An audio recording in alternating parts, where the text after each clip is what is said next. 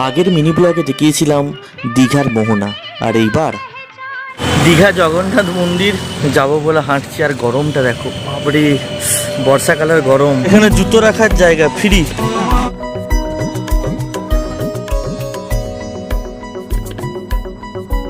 মন্দিরে ঢোকার মূর্তি দেখতে পাবেন, খাজা, পেঁড়া, গজা, সন্দেশ সমস্ত কিছু পুজোর জন্য বিক্রি হচ্ছে।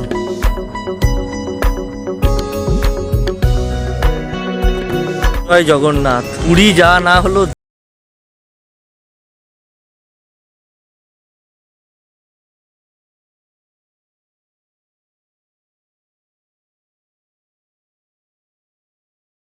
জায়গাটাই দারুণ।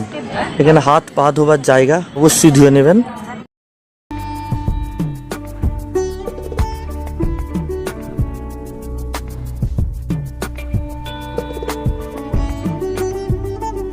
আর এই হলো দীঘার জগন্নাথ মন্দির।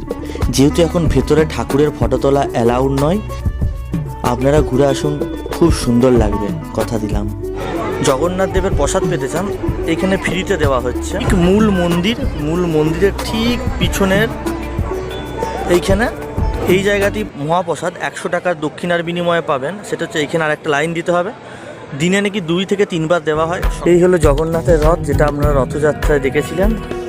এই দেখুন জগন্নাথের রথ।